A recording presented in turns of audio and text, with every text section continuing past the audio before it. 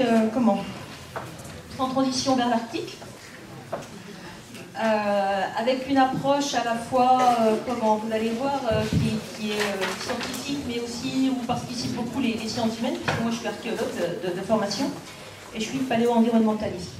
Et donc ça fait une dizaine d'années qu'on travaille au Groenland, et plus particulièrement sur l'agriculture au Groenland, avec deux grandes phases dans l'histoire du Groenland. Pour l'agriculture, une phase médiévale, avec les Vikings, aujourd'hui les Norrois, et le développement depuis le début du XXe siècle, à nouveau, de l'agriculture, après plusieurs siècles d'arrêt pendant le petit âge glaciaire. Alors, le Groenland, les Groenlandais l'appellent pas Groenland. Le Groenland, il n'y a qu'en Europe qu'on parle de Groenland. Les Groenlandais appellent leur pays Kalaallit Nunaat, qui veut dire le pays des êtres humains. C'est la plus grande île sur Terre, si on suppose que l'Australie est un continent. La calotte polaire recouvre 85% de l'île. Et cette zone, comme tout l'Arctique, est touchée, est 2 à 3 fois plus touchée que le reste de la planète par le réchauffement climatique et donc l'impact des gaz à effet de serre. Le Groenland n'est pas uniquement peuplé de phoques et d'ours polaires, il y a des gens.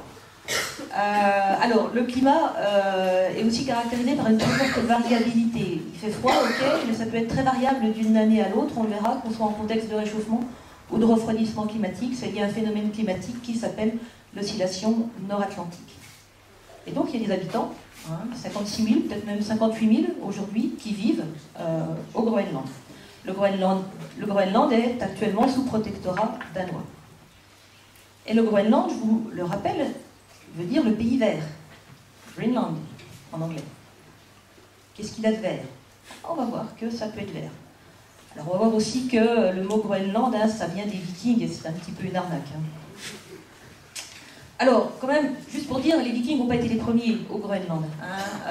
Dès 2500 avant Jésus-Christ, il y a plusieurs vagues de migration qui viennent de Sibérie, qui vont traverser tout le nord, du continent américain, et qui vont arriver donc au Groenland. Donc il y a plusieurs populations indépendantes, Sakak, Dorset, les derniers, les Tulés, qui vont arriver au Groenland. Il ne va jamais être peuplé de manière continue. Il va y avoir des phases où il y a du monde, surtout dans le nord du Groenland, plus que dans le sud, et des phases où il n'y a pas grand monde. Autre colonisation, la colonisation européenne. Donc ceux qu'on appelle les Vikings, qui, n'est pas forcément le bon terme. Mes collègues danois respecteraient si on entendait parler de Vikings. Les Vikings, c'est une période archéologique entre le 8e et le 11e siècle. Ceux qui arrivent au Groenland sont des Vikings. Ok, on est autour de l'an 1000, en 1450, ils ne sont plus des Vikings. Donc, on a effectivement, à la période médiévale, une migration qui part des côtes norvégiennes, des côtes scandinaves, donc au 9e siècle. Vers 870, ils arrivent en Islande. Et puis donc, Éric le Rouge, qui a été banni, une première fois, son père a été banni de Norvège pour une sombre histoire de meurtre. Lui-même est banni d'Islande parce qu'il recommence. Il ne sait plus trop où aller. Donc, quand on est sur les côtes de l'ouest de l'Islande, on voit la côte est du Groenland. Donc, ils savent qu'il y a une terre ici, et donc il va y aller, il va les repérer. Et donc c'est vrai que quand on arrive sur la côte est du Groenland, qui est refroidie par un courant froid, c'est extrêmement englacé, il y a de la banquise, et des glaciers partout, c'est assez peu hospitalier. Par contre, quand on passe le cap Farewell, ici on arrive dans des fjords, dans le sud du Groenland, et c'est là qu'il va fonder son établissement, qu'on appelle l'établissement oriental, même si c'est pas vraiment à l'est, c'est plutôt au sud-ouest. Et puis dans un deuxième temps, il y aura un établissement plus petit, qui s'appelle l'établissement occidental, pas très loin de la capitale actuelle, qui est Nuuk. Donc, dans les deux cas, dans des fjords très abrités. Alors, c'est vrai que quand on arrive de l'Islande au Groenland et qu'on voit cette côte est extrêmement englacée, et qu'on arrive dans les fjords du sud, par comparaison, effectivement, c'est beaucoup plus vert. En même temps, Éric le Rouge, quand il revient en Islande après ses 3 ans de bannissement, il dit écoutez, les gars, j'ai trouvé un pays vert, on va vivre tous heureux là-bas. Et c'est dit dans les sagas, dans les textes islandais venez avec moi vivre dans ce pays vert. Et ils vont y aller, 25 bateaux vont partir, 14 vont arriver, donc ça c'est le problème de la navigation. Et donc, voilà, une poignée arrive au départ, et au XIIe siècle, il y a près de 2000 personnes qui vont vivre, 2 à 3000 personnes qui vont vivre au Groenland. Alors on s'est beaucoup intéressé à cet épisode de colonisation. On n'a pas une passion particulière pour les Vikings. Hein. Ce qui nous intéressait, c'était le schéma qui était relativement plus simple par rapport à ce qu'on a, nous, en Europe. En Europe, on a une anthropisation, une transformation du milieu qui commence avec le néolithique, il y a près de 7000 ans. Là, on a un pays où il ne s'est jamais rien passé d'un point de vue transformation des paysages, et où l'impact du climat est aussi très fort. Donc voilà, on a des gens qui vont arriver, qui vont rester 450 ans, qui vont repartir, et ensuite qui repartent. Qu'est-ce qui se passe? Dans quel type d'environnement arrive-t-il? Est-ce que c'est vraiment vert? Ça a été beaucoup utilisé par les climato-sceptiques, cet argument de Groenland vert, c'était plus vert à la période médiévale. Est-ce que c'était vraiment le cas? Qu'est-ce qui se passe? Certains ont dit qu'ils avaient surexploité leur environnement, qu'ils étaient à l'origine de leur propre perte, qu'ils n'avaient pas su s'adapter. Est-ce vraiment le cas? Et pourquoi repartent-ils? Et puis, en y allant, on s'est rendu compte qu'aujourd'hui, il y avait de l'agriculture. Comment marche cette agriculture actuelle? Quel impact a-t-elle sur l'environnement? C'était intéressant de comparer les deux types d'agriculture. Alors, la spécialité à Chrono-Environnement, une des spécialités de Chrono-Environnement, c'est d'aller chercher du sédiment dans les lacs, autrement dit, d'exploiter les archives sédimentaires. Donc, au fond des lacs, le sédiment que vous allez trouver, il va se déposer siècle après siècle, millénaire après millénaire. Il se forme dans le lac, mais il transporte aussi tout ce qu'il y a dans le bassin versant. Et donc, on va analyser le sédiment. Hein, donc là, on a une barge de forage. On va envoyer un tube, on va aller chercher le sédiment. On va étudier le sédiment. Et on va donc tous les paramètres géochimiques, géophysiques, la sédimento, la granulo, etc., etc.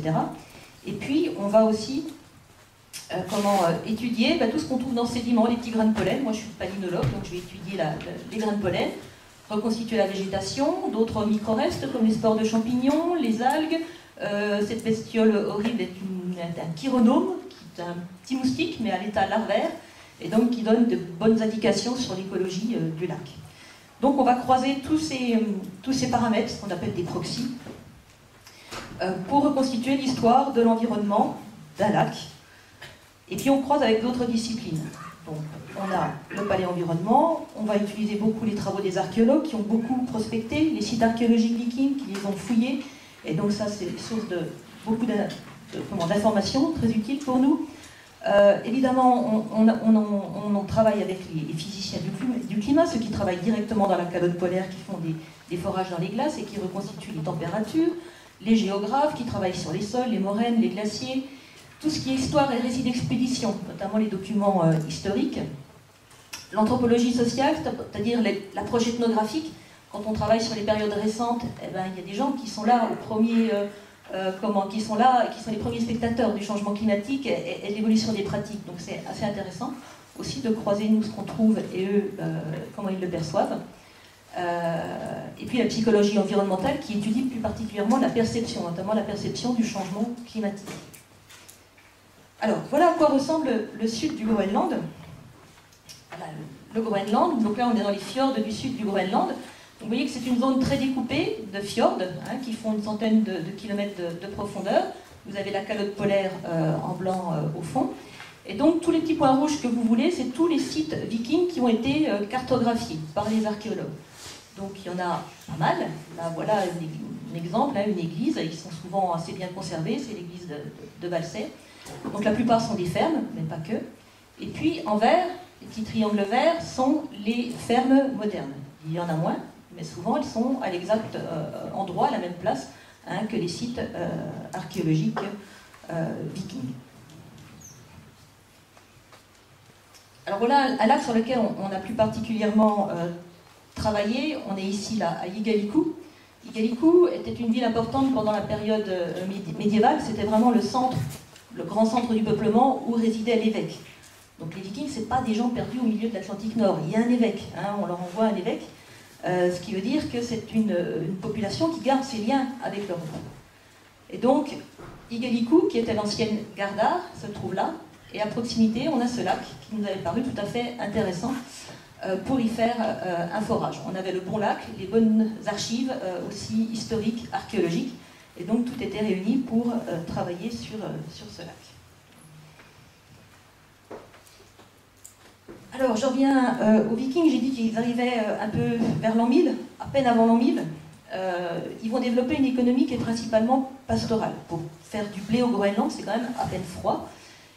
ils arrivent pendant une période d'optimum climatique. Ils tombent bien, c'est vraiment le moment où il fallait arriver au Groenland. Donc, même si on est dans une période d'optimum climatique, l'optimum médiéval, ils vont surtout produire du foin, élever des vaches, des moutons, des chèvres, des cochons. La chasse aussi va faire partie de leur économie, hein, notamment la chasse aux rennes, et puis les mammifères marins, surtout le phoque.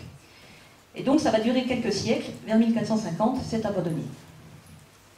Et c'est pas abandonné du jour au lendemain, mais on sait pas, autant l'arrivée est bien documentée, autant le départ est beaucoup plus obscur. Alors on voit encore la trace de ces activités dans la végétation. Ils vont amener des plantes qui n'existent pas au Groenland. Là au premier plan vous avez de l'oseille, ici des pissenlits. Ça c'est des plantes qui ne sont pas natives du tout du Groenland, qui vont arriver avec les vikings, qui vont arriver amener sans faire exprès avec le bétail. Là on est sur des ruines, elles sont en dessous, hein, on est sur des ruines vikings. Et en face vous voyez un champ qui est pareil, et là qui est un champ moderne. Donc voilà les fermes du Groenland actuellement. Hein, pour le coup, c'est bien vert, mais c'est vert à grand renfort d'engrais, il faut quand même l'admettre. Donc il y a 55 fermes, c'est essentiellement de l'élevage du mouton, avec des prairies à foin qui sont plantées et qui sont avec des variétés monospécifiques. Le Groenland est très fier de produire ses propres pommes de terre. Et ils ne vont pas s'arrêter là. Donc ils ont les moutons, ils ont les pommes de terre. Il y a une école d'agriculture à Narsak, hein, où on apprend aux petits Groenlandais comment être un bon agriculteur. Voilà, des champs avec des choux, des salades, etc. On ne s'attend pas forcément à voir ça au Groenland. Pourtant, les Inuits à la base ne sont pas très friands de choux et de salades. Hein. Mais bon, ils ont une ambition, c'est être indépendants un jour. Et ça passe par une autonomie, notamment alimentaire. Et élever des moutons, cultiver des choux et des patates, ça fait partie de ce projet. Quand on interroge les Groenlandais sur le changement climatique, ils sont plutôt optimistes, surtout dans le sud, parce que pour eux, le réchauffement climatique, c'est une agriculture encore meilleure, encore plus efficace. Donc ils sont conscients qu'il y a des épisodes de sécheresse, qu'il y a des problèmes avec la faune, etc. Mais d'une manière générale, les Groenlandais sont optimistes, ils vous disent ça fait 10 millénaires qu'on s'adapte, on s'adaptera à ça aussi.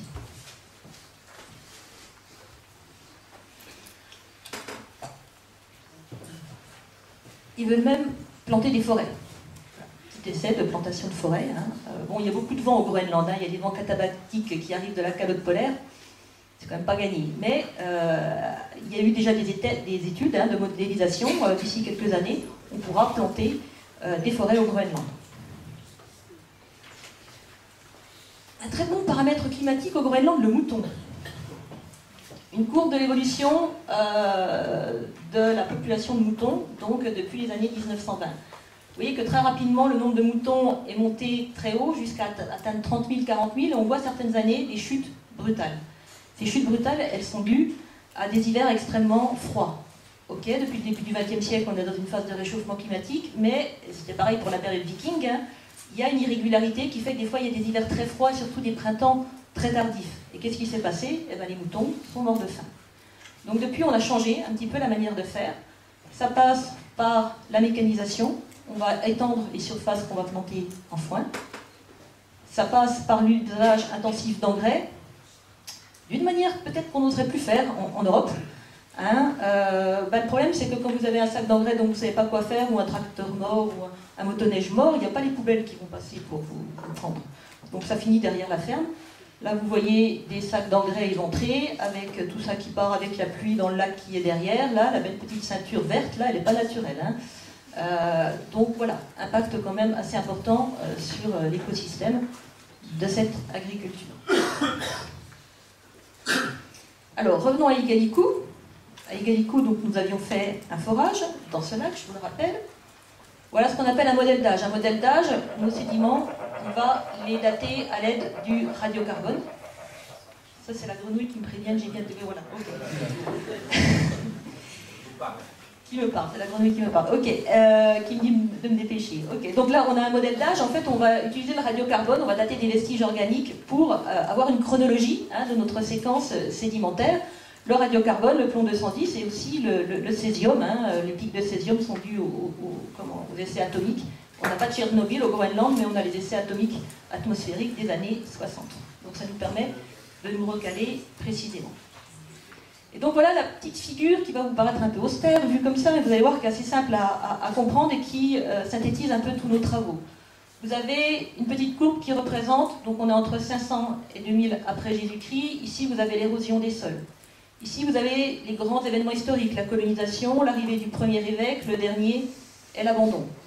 Ici, vous avez une courbe qui est faite à partir du carbone 13 sur les ossements des Vikings et qui permet de donner l'origine de leur alimentation. Est-ce qu'ils ont une alimentation d'origine terrestre? Est-ce qu'ils mangent leurs moutons? Ou d'origine marine? Est-ce qu'ils mangent du phoque? Ici, vous avez un diagramme pollinique hyper simplifié. En gris foncé, là, vous avez les pollens d'arbres. En gris clair, les pollens d'herbacées. Et là, vous avez les indicateurs de pastoralisme et les plantes apportées. Ici, vous avez une courbe des acides biliaires. C'est quelque chose qu'on trouve dans l'estomac du mouton et qu'on a aussi réussi à capturer, à attraper dans les sédiments, qui montre donc qu'il y a une pression pastorale. Et ici, c'est une courbe climatique qui n'en est pas vraiment une, en fait, qui est faite à partir de chironomes et qui montre les changements d'assemblage de ces chironomes. Et en fait, quand on compare ça au climat, c'est exactement la même chose qu'une courbe climatique. Ça suit exactement l'évolution du climat parce que les chironomes dans l'assemblage d'espèces de chironomes dans le lac changent beaucoup au Groenland en fonction de la température et donc du climat. Donc qu'est-ce qu'on voit dans ce petit diagramme? On va voir dans un premier temps ce qu'on appelle le landnam, c'est-à-dire l'arrivée. Ils arrivent dans un environnement qui est depuis quelques millénaires qui n'a pas beaucoup bougé. C'est des forêts de bouleaux, du bouleau nain, et puis des herbacées. Donc ils arrivent dans cet environnement, et puis tout de suite on voit l'érosion des sols qui commence à monter un petit peu. Ils mangent leurs moutons, et puis on voit des défrichements, il n'y a pas grand-chose à défricher. Il y a quelques grands bouleaux, il y a un peu de bouleaux pubescents dans le sud du Groenland, mais ils vont quand même, les moutons vont brouter les bouleaux et les saules qui constituent la forêt, entre guillemets, groenlandaise. On voit les acides biliaires de moutons augmenter et on est vraiment dans une phase climatiquement très favorable.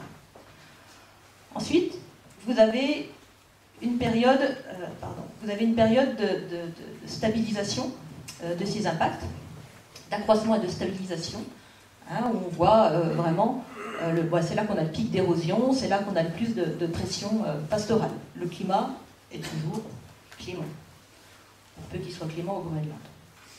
Et puis vous avez, en fait, bien avant 1450, dès 1300, vous avez un changement complet. On voit effectivement que le climat il va se refroidir, on a une chute des marqueurs du pastoralisme, la forêt va se reconstituer, l'érosion diminue, et puis là vous avez un changement dans l'alimentation, c'est-à-dire qu'à partir des 150 dernières années de leur présence au Groenland, ils ont changé d'alimentation, ils se sont mis à manger en fait du phoque. Et ce qui se passe, en fait, ils abandonnent l'agriculture tout simplement. Ils restent au Groenland, le climat se refroidit, mais ce n'est pas le seul problème qu'ils ont. En fait, tout leur système économique, une bonne partie de leur système économique est basée sur le commerce de l'ivoire de morse avec l'Europe. Et on découvre l'ivoire d'éléphant. Avec le petit âge glaciaire, puisque c'est le petit âge glaciaire qui débute, la navigation est beaucoup plus compliquée. Et donc on va remplacer l'ivoire de morse par de l'ivoire d'éléphant. Donc une partie de leur système économique s'effondre, mais ils vont quand même rester un moment. Et finalement ils s'adaptent. On leur a souvent reproché de ne pas s'adapter. Pendant 150 ans, ils vont quand même complètement changer leur mode de vie et devenir des chasseurs, des mangeurs de phoques. Au bout d'un moment, ils finissent quand même par partir, mais c'est un départ petit à petit vers l'Islande. Ensuite, le dernier siècle, alors après il y a une longue période sans agriculture, mais pas sans personne, il y a des Inuits qui continuent à vivre là-bas. Donc, des années 20 jusqu'aux années 80, l'impact de l'agriculture au Groenland est le même que pendant la période viking. Il n'y a pas beaucoup de changements. Depuis les années 80, pour contrecarrer l'histoire des hivers parfois très, très froids, et donc la mortalité des moutons, ils changent, ils vont adopter la mécanisation et l'emploi d'engrais. Et là, on a quelque chose qui est sans précédent. Si vous regardez l'érosion des sols, là, vous voyez que ça monte jusque là. Donc là, en termes d'impact sur l'écosystème lacustre, c'est complètement différent. Là, c'est une analyse géochimique qui vous montre un peu la réponse du système lacustre à ces pollutions. Quand vous êtes dans les phases avant les Vikings, pendant les Vikings et après les Vikings, c'est ce qui est en gris, noir et rouge. On est dans le même nuage de points. Et depuis l'agriculture post-1950, on part vers quelque chose qui est complètement différent et qui est sans précédent. Alors, est-ce qu'on a un modèle durable d'un côté et qui n'est pas durable de l'autre? D'une manière générale, je ne suis pas sûre que l'agriculture soit durable au Groenland, même en phase de réchauffement climatique. Et bon, la volonté actuelle, elle est plus politique que vraiment fondée sur un raisonnement logique.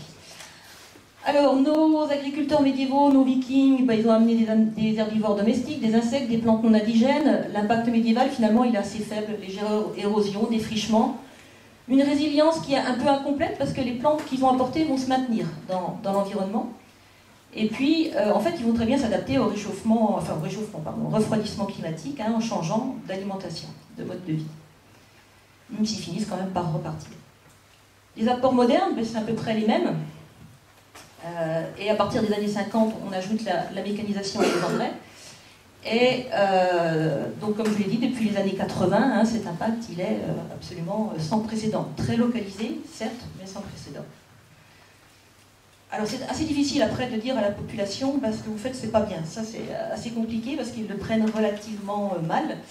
Donc maintenant, il y a vraiment tout un dialogue à construire avec les agriculteurs. Alors et maintenant, ça fait près de 10 ans qu'on travaille sur cet épisode de l'agriculture viking. On a encore des séquences qui sont en cours d'analyse, en cours de publication.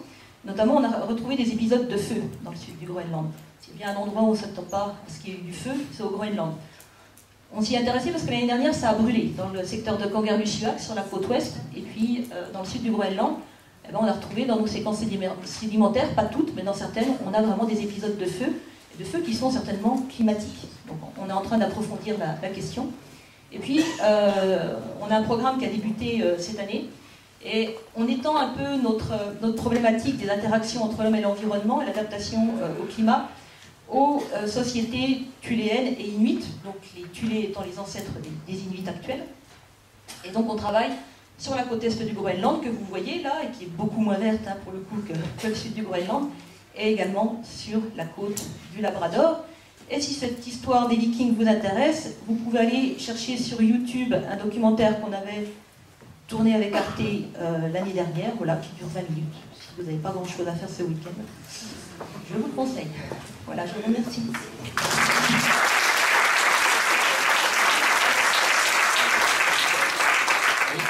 Merci Émilie Gauthier, c'est tout à fait passionnant. 2 questions, si vous voulez. Mais vous n'êtes pas obligé. Alors moi j'en pose une. La chute dramatique des moutons en je ne sais quelle année, en fait, est précédée par une augmentation qui est peut-être grave aussi, parce qu'on a dû dépasser les capacités. Tout à fait. Ils s'enthousiasment un peu trop et le climat les rappelle à l'ordre. Bon, alors nous allons passer à des